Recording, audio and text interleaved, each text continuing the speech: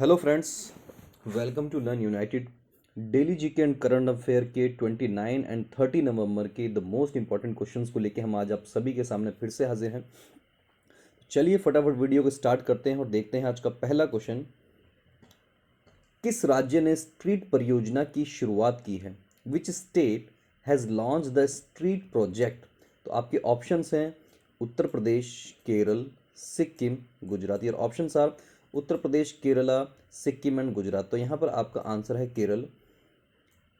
The street का अर्थ यहाँ पर क्या है? Sustainable, S for sustainable, T for tangible, R for responsible, E for experiential and again E for ethnic tourism hubs. इस परियोजना के तहत green street, village life experience street, cultural street, experimental tourism street, water street, agricultural tourism street और art street जैसे विषयों की योजना बनाई गई है। स्ट्रीट परियोजना का उद्देश्य यात्रियों के सामने केरल राज्य की विशिष्ट पहचान प्रस्तुत करना है। यह पर्यटन क्षेत्र में विकास की बड़ी संभावना भी प्रदान करती है। तो स्ट्रीट प्रोजेक्ट की शुरुआत की है केरला ने। चलिए बढ़ते हैं नेक्स्ट क्वेश्चन की तरफ। केंद्रीय अप्रत्यक्ष कर और सीमा शुल्क board CBIC, central board of indirect taxes and customs के अध्यक्ष के रूप में किसे नियुक्त किया गया है? तो who has been appointed as the chairman of the central board of indirect taxes and customs? तो ये आपके ऑप्शन है विवेक जौहरी, सुरेंद्र प्रसाद यादव, विजय कुमार सिंह, अनुपमा मिश्रा। तो यहाँ पर आपका करेक्ट आंसर है विवेक जौहरी। सीबीआईसी के बारे में थोड़ा जान लेते हैं। सीबीआईसी भारत में जीएसटी, सीमा शुल्क, केंद्रीय उत्पाद शुल्क, सेवा कर और नारकोटिक्स को प्रशासित करने वाली नोडल राष्ट्रीय एजेंसी है।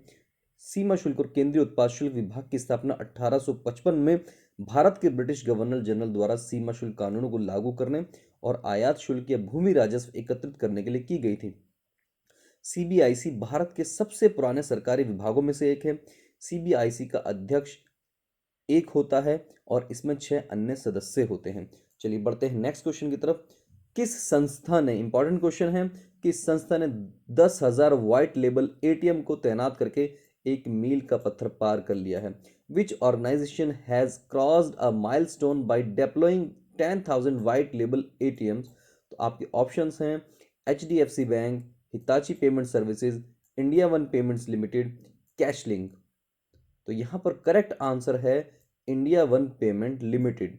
तब इंडिया वन पेमेंट लिमिटेड पहले किस नाम से जाना जाता था? इसको बीटीआई पेमेंट्स के नाम से जाना जाता था पहले। और 10,000 एटीएम की तैनाती के साथ इंडिया वन पेमेंट्स इस सेगमेंट में सबसे बड़ा खिलाड़ी बनकर उभरा है, बन गया है। और इंडिया वन एटीएम अर्ध शहरी, जो सेमी अर्बन एरिया होते हैं और ग्रामीण क्षेत्रों में दूसरा सबसे बड़ा व्हाइट लेबल एटीएम ब्रांड बन गया है। इंडिया वन पेमेंट्स ने इन मशीनों को ज़्यादातर 14 राज्यों और केंद्र शासित प्रदेशों में सेमी अर्बन और ग्रामीण क्षेत्रों में स्थापित किया है। चलिए बढ़ते हैं नेक्स्ट क्वेश्चन की तरफ। किस भारतीय मूल के नागरिक को ट्विटर का सीईओ नियुक्त किया गया है? Which Indian origin citizen has been appointed as the CEO of Twitter? तो यहाँ पर सुंदर पिचाई है, पराग अग्रवाल है, सत्य डेलेरा है या राजीव सूरी जी हैं? तो यहाँ पर करेक्ट आंसर है पराग अग्रवाल जी, जो कि सीईओ बने हैं अभी अभी ट्विटर के।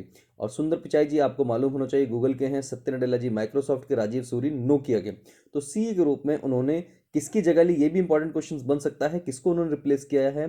तो जैक डॉर्सी की जगह ली है उन्होंने।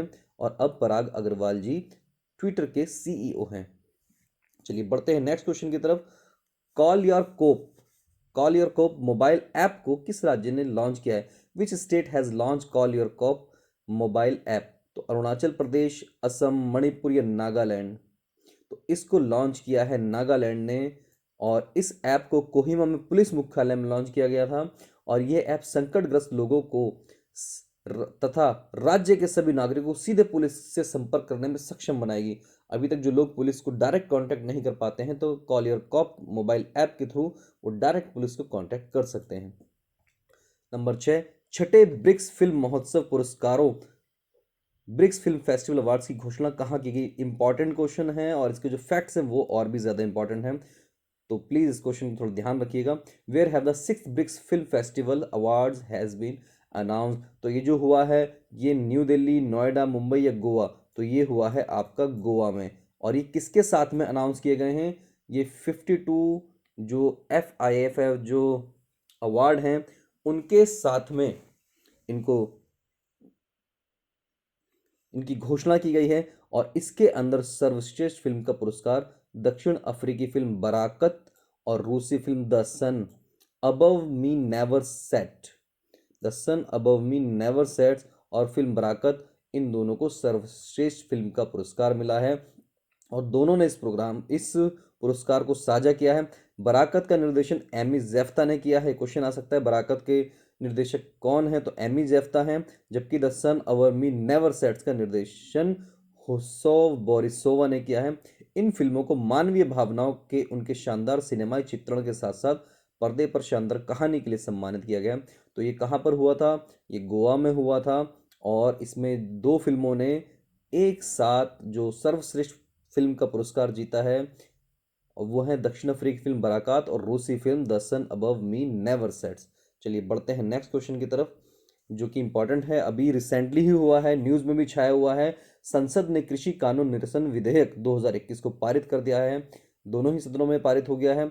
अभी एक दो तीन दिन पहले ही ये खबर थी कि मैग्डेलेना एंडरसन जो थी, उन्हें 1 घंटे बाद ही स्वीडन में जो प्रधानमंत्री, पहली महिला प्रधानमंत्री बनी थी, उन्होंने अपने पद से इस्तीफा दे दिया था।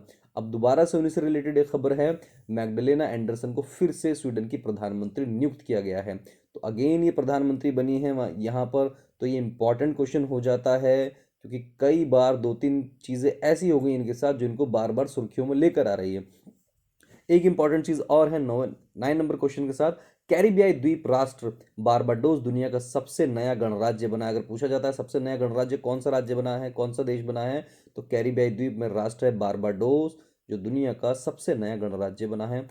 India young water professional programme का पहला संस्करण आज 30/11/2021 को वस्तुतः ऑस्ट्रेलिया में भारतीय उच्चायुक्त श्री मनप्रीत वोरा, बैरी ऑफ फेरल भारत में ऑस्ट्रेलियाई उच्चायुक्त और सुश्री देबश्री मुखर्जी, अतिरिक्त सचिव DOWR RD एंड GR जल शक्ति मंत्रालय की उपस्थिति में लॉन्च किया गया। तो India young water professional programme का पहला संस्करण लॉन्च हुआ है अभी नवंबर के लास्ट 30 नवंबर को, तो इस चीज़ का ध्यान रखिएगा।